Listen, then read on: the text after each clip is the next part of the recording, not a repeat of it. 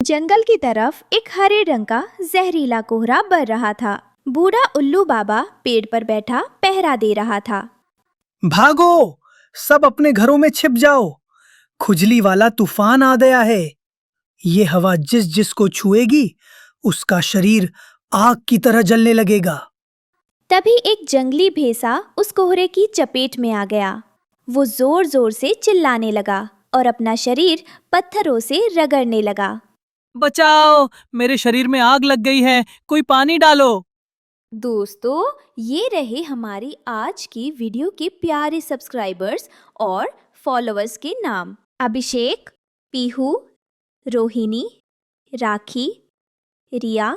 जो नहीं चुने गए, चिंता मत करो, अगली बार तुम भी बन सकते हो जंगल के सुपरस्टार। दोस्तों, अगर आप भी चाहते हैं मैं आपका नाम अपनी कहानी में लूं, तो देर किस बात की, जल्दी से कमेंट करके अपना नाम हमें भेजें। भेसा की चीखें सुनकर पूरा जंगल सहम गया। ये बीमारी अब रानो के घर की तरफ बढ़ रही थी।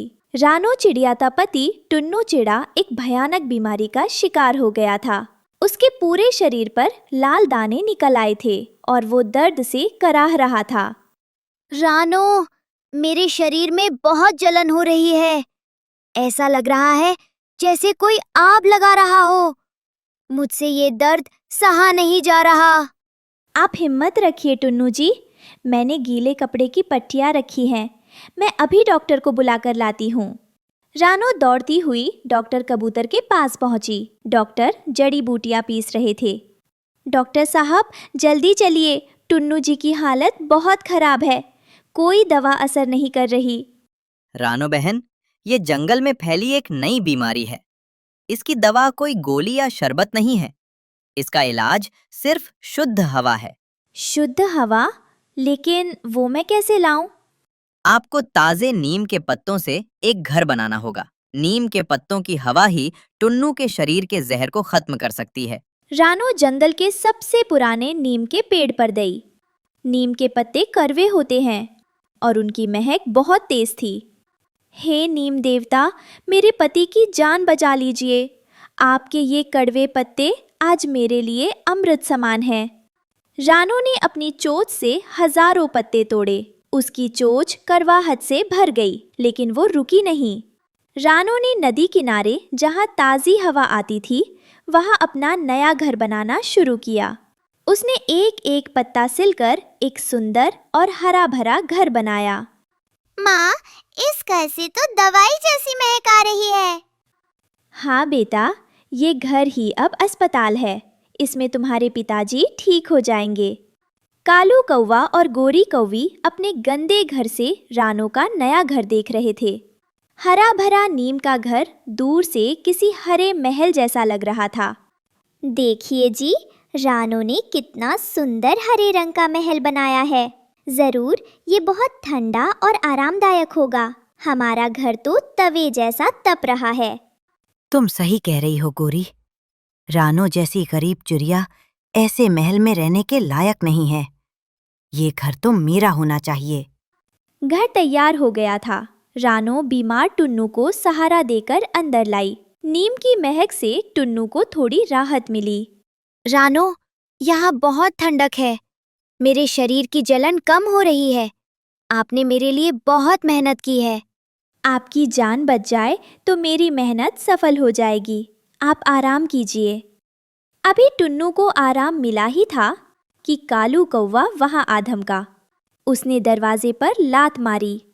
बाहर निकलो, ये जगह मेरी है। मैंने बहुत पहले यहाँ अपना रुमाल रखा था। ये नीम का महल अब मेरा है।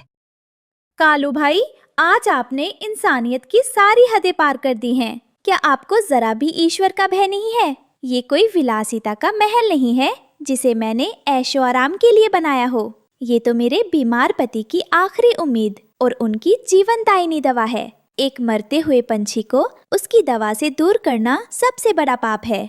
आप आज अपनी ताकत के घमंड में हमें इस कीचड़ में फेंक रहे हैं, लेकिन याद रखिएगा कि जो घर दूसरों की आह और आंसुओं की बुनियाद पर कब्जा किया जाता है, वो कभी सुख नहीं देता। कुदरत का न्याय बहुत सटीक होता है और आज जो दर्द आप हमें दे रही हैं, वो कल किसी न किसी रूप में आपके पास लौटकर जरूर आएगा।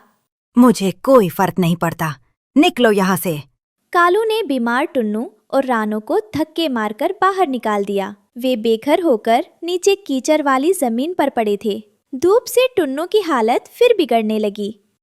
रानो, मुझे पानी दो, मेरा शरीर फिर से जल रहा है। हे ईश्वर, इतना अन्याय क्यों? मेरे पति तड़प रहे हैं और वो दुष्ट मेरे बनाए घर में मजे कर रहा है। टुन्नू की हालत बहुत खराब थी। रानो ने आसमान की तरफ देखकर प्रार्थना की। तभी वहां रानी चींटी आई। उसने रानो को बताया, रानो बहन, घबराओ मत। नीम की करवाहट पापियों को बर्दाश्त नहीं होती। कालू ज्यादा देर नहीं टिकेगा। इस छोटी सी मदद ने रानो को हिम्मत दी। कालू और गोरी उस नीम के घर में मजे से बैठे थे, लेकिन थोड़ी ही देर में नीम की तेज गंध ने अपना असर दिखाना शुरू किया।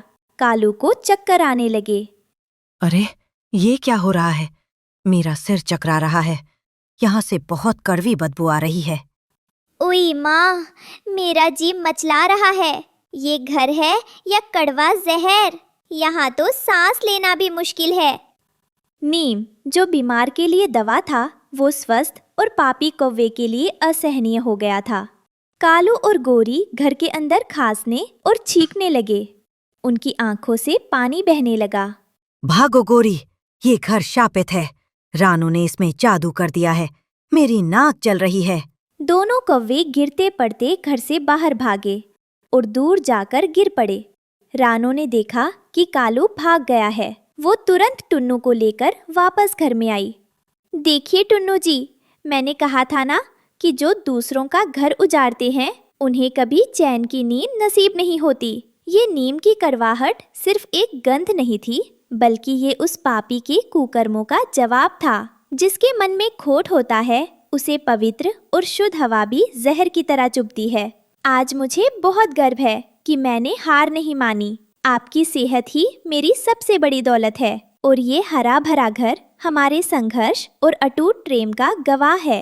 अब आप पूरी तरह सुरक्षित हैं और जब तक हम एक दूसरे के साथ हैं, कोई भी दुष्ट कोहरा या लालची कौवा हमारा बाल भी बांका नहीं कर सकता। माँ, नीम कड़वा होता है, शायद इसीलिए तालु अंतर को हजम नहीं हुआ।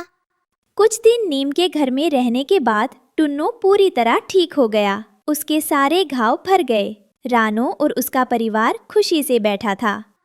रानो, ये सिर्फ पत्तों का घर नहीं, ये तुम्हारे प्यार और विश्वास का घर है।